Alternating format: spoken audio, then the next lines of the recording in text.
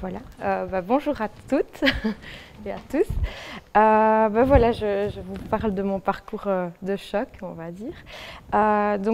Je m'appelle Mélanie, j'ai 37 ans, je suis maman de 3 enfants. Et alors, j'ai fait des études en histoire de l'art et en musique au conservatoire. Et alors, bon, voilà, j'ai travaillé un petit peu dans tout, dans le culturel principalement, comme chargée de communication. Donc ça, c'est ce qui m'a aidée, on va dire, dans mon parcours à arriver à ce que je suis actuellement. J'ai aussi travaillé dans l'informatique chez les pompiers de Liège, donc tout à fait autre chose, c'est vraiment un choc. Donc voilà. Et puis alors, j'ai eu envie de travailler pour moi. Et j'ai décidé de me lancer dans quelque chose que j'aimais depuis que j'étais toute petite. Donc c'était le chocolat. Donc quand j'étais petite, j'ai eu l'occasion de faire un atelier chez Côte d'Or, sur un salon, où on apprenait à faire des pralines. Et c'était vraiment un émerveillement pour moi de pouvoir goûter et tester, apprendre à faire du chocolat. Je pense qu'à l'époque, ça ne se faisait pas encore comme maintenant, on fait des ateliers un peu partout. Donc c'était vraiment génial. Et puis alors j'avais une amie de mes parents qui m'avait dit qu'elle gardait son sapin de Noël jusqu'à Pâques pour y accrocher des œufs. Je trouvais ça exceptionnel et formidable. Donc j'avais vraiment envie, enfin voilà, le chocolat ça m'attirait. Donc voilà, et aussi avec ma grand-mère, j'ai toujours fait beaucoup de pâtisserie et voilà, tout ce qui est sucré, la gourmandise, enfin voilà, les bonnes choses m'ont toujours attirée. Donc je me suis lancée dans le chocolat. Mon projet de départ, c'était d'ouvrir une boutique. Et alors là, j'ai étudié mon projet, on m'a dit écoute, tu as 3 enfants, c'est peut-être un peu osé de faire une boutique avec les horaires que ça comporte. Et je me suis dit, finalement, oui, j'étudie mon projet, je vais faire une boutique en ligne. Donc déjà, c'est quelque chose de tout à fait inhabituel de se lancer d'abord sur le net plutôt que dans une boutique physique. Donc voilà, j'ai lancé Carré Noir il y a maintenant presque 4 ans. Oui, ça va faire 4 ans, c'était en 2011, fin 2011.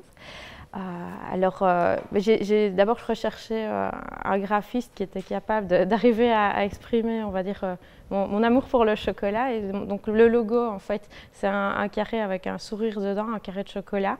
Avec un sourire dedans. Donc je voulais le côté un peu féminin aussi de mon logo. Je ne sais pas si on ne le voit pas ici, mais mon logo il est un peu partout. Voilà. Donc voilà, c'est peut-être aussi montrer tout ce qui est féminin par rapport au chocolat qui est vraiment un métier d'homme. C'est un métier très physique quand même, on ne se rend pas compte au départ, mais voilà. Donc, et j'avais envie de sortir du chocolat traditionnel, de toute façon, de prendre vraiment le contre-pied de tout ce que les autres faisaient. Sortir du ballotin, sortir des petites tablettes traditionnelles et alors aussi montrer à quel point le chocolat peut être intéressant, comme on goûte le chocolat comme on peut goûter le vin.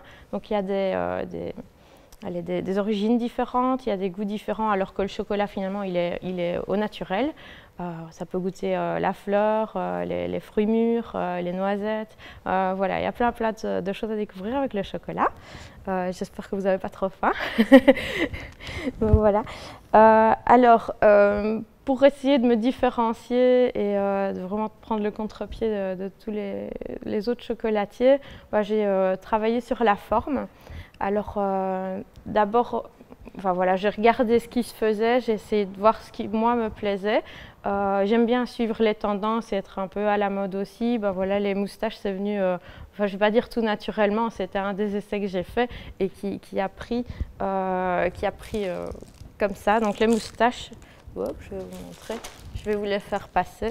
Donc c'est des petites sucettes et les gens peuvent se prendre en photo avec. Ils ont trouvé ça très ludique. Moi, j'ai trouvé ça aussi très ludique quand j'ai fait, on va dire, le shooting photo. Ça a été fait vraiment à la 642 dans mon jardin et dans ma cuisine. Et les photos sont toujours là sur le net et ça marche vraiment toujours. Et il y a plein de politiciens, des gens connus qui sont pris en photo avec les moustaches. Donc voilà. Et alors maintenant, la nouvelle tendance enfin, je ne vais pas dire que j'ai lancé, c'est pas moi qui l'ai lancé, mais qui est à la mode, c'est tout ce qui est magie, licorne, tout ça. Et donc, effectivement, moi, j'ai utilisé un produit tout à fait classique qui est les crottins. Donc, c'est de la feuilletine mélangée à du chocolat. Et plutôt que d'appeler ça un crottin comme tous les chocolatiers, bon, j'ai appelé ça des proutes de licorne. Les gens trouvent ça fabuleux. C'est hyper vendeur en plus. Et donc, pourquoi les proutes de licorne? Parce que quand les licornes font des proutes, il y a des arcs-en-ciel qui sortent, il y a des paillettes qui sortent. Et je ne sais plus, quelqu'un d'autre m'a dit encore autre chose là-dessus. Et donc voilà, les proutes de licorne et les baguettes magiques, c'est la nouvelle tendance. Donc voilà, je vous les fais passer aussi. Vous pouvez même en manger. Et j'aurai des pralines après pour ceux qui veulent. Voilà. Alors, pour moi, c'est aussi une façon beaucoup moins conventionnelle et beaucoup plus ludique de voir le chocolat, parce que j'ai vraiment envie de m'amuser dans ce que je fais, que ce soit en communiquant ou en trouvant des idées nouvelles et voilà, en me différenciant des autres aussi. Alors, je travaille aussi vraiment, toujours pour prendre le contre-pied de ce qui se fait, le packaging décalé. Alors, je prends comme exemple le tube de caramel. Voilà, c'est un tube de dentifrice à la base. Et moi, je trouvais que c'était... En fait, c'est aussi pratique pour servir le caramel, puisque c'est quand même assez liquide. Et en plus, voilà, les gens trouvent ça original, beaucoup plus que le petit pot. Maintenant, c'est sûr qu'on ne le récupère pas. Mais par exemple, j'ai aussi des boîtes de pralines qui sont des boîtes de bobines de film. Et donc, voilà, on ne s'attend pas à recevoir du chocolat dans la boîte en métal. Voilà, ça permet aussi de faire un cadeau qui sort de l'ordinaire. Voilà, je fais passer aussi. Donc là, peut-être, ne l'ouvrez pas, soyez prudente. Donc voilà. Et alors, sinon, au niveau de comment je travaille avec les goûts, les matières premières, là aussi, je ne travaille pas tout à fait de façon traditionnelle parce qu'au départ, je ne vais pas dire que j'étais autodidacte puisque j'ai suivi une formation de chocolatier, je suis maintenant diplômée en chocolaterie, mais j'ai fait des essais, j'ai peut-être pas fonctionné comme les gens ont l'habitude de faire en chocolaterie. Et par exemple, pour Pâques, j'avais envie de colorer et j'ai commencé à faire d'abord des tests de couleurs.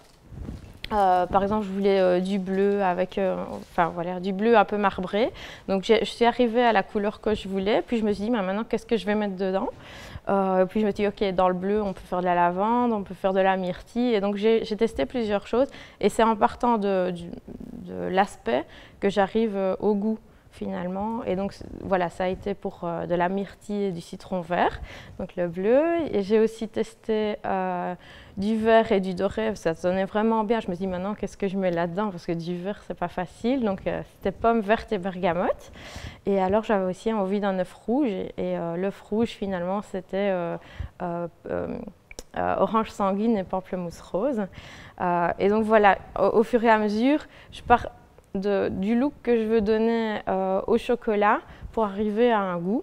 Alors parfois je me dis j'ai besoin d'un ingrédient, je veux utiliser cet ingrédient-là absolument. Et alors au-delà, quand je fais une ganache ou un caramel, je me dis ok, je le goûte et je me dis il me manque une pointe d'acidité, je vais aller chercher ce que je vais un peu partout, ce qu'il faut pour que la recette soit équilibrée. Je ne sais pas si les autres chocolatiers travaillent comme ça, moi je travaille comme ça. Et comme je n'ai pas travaillé dans d'autres chocolateries, je ne sais pas dire comment les autres fonctionnent. Voilà. Alors, sinon, je pars aussi de produits de base, on va dire, très locaux. Je travaille avec les gens de ma rue en Nevis, donc dans la rue Nevis qui est ici plus loin. Je vais chez Fragrance, je sens l'été. Et puis alors, s'il y en a un qui me plaît, je me dis ok, je vais essayer de faire un truc avec ça. Souvent ça marche, ça a déjà raté, il y a déjà eu des trucs qui n'étaient pas fameux. Mais sinon voilà, c'est très très gai de pouvoir sentir et se dire ah ça pourrait être sympa avec un chocolat au lait ou un chocolat noir. Voilà. Et donc du coup j'ai beaucoup de ganaches au thé puisque Fragrance c'est quand même une maison très très réputée au niveau des thés et des cafés. Voilà. Et alors, une autre chose pour laquelle, on va dire, je prends le contre-pied de tous les autres chocolatiers, c'est que je travaille avec les nouvelles technologies et j'ai envie toujours d'en savoir plus. Donc déjà, le fait de commencer en ligne, c'est inhabituel. Puis alors, en fait, j'ai travaillé ici avec le Rilab pour faire un prototypage pour des personnalisations, pour des moules, enfin des personnalisations pour moi ou pour des clients à moi. J'avais envie de mini moules à moustache, ben, je les ai créés moi-même. Et donc le fait d'avoir travaillé un peu dans tout ce qui est informatique avant m'a évidemment aidé pour monter mes fichiers moi-même. Voilà, donc je maîtrise toute, on va dire, la chaîne de production du moule. Maintenant, j'ai envie d'encore en savoir plus et par exemple pouvoir utiliser la 3D pour faire une imprimante chocolat. Donc justement, je vois quelqu'un tout à l'heure pour ça. Donc j'espère que j'arriverai à avoir une imprimante chocolat qui fonctionne dans ma boutique et que les gens viennent voir ici en train de se faire. Ça peut être assez rigolo. Voilà. Sinon, le chocolat, moi, je l'utilise aussi comme objet de communication. Donc, pour ça, j'ai plusieurs choses. Donc, la première chose, c'était que j'ai travaillé avec des jeunes designers. Il y en a qui ont proposé d'offrir un sourire en chocolat, une fleur en chocolat. Et donc, déjà, c'est plus conceptuel que juste le ballotin de praline ou la petite boîte ou le petit merci en bâton de chocolat. Donc, ça, je vais vous les faire passer. Et alors, donc après avoir travaillé avec ces jeunes designers, j'ai travaillé aussi avec une calligraphe. Et donc, elle crée des messages sur chocolat. Enfin, elle crée des messages. Moi, je les transpose, donc toujours avec ce procédé de personnalisation, sur le chocolat. Et ça permet vraiment d'étendre la gamme et de communiquer avec le chocolat. Alors maintenant, il y aura l'imprimante 3D, j'espère, qui pourra me permettre de communiquer encore plus avec le chocolat. Et alors, la toute dernière nouveauté, c'est que je vais avoir, que ce soit sur mon site ou au magasin, des messages vidéo qui sont ajoutés au cadeau chocolat. Donc justement, Catherine est là.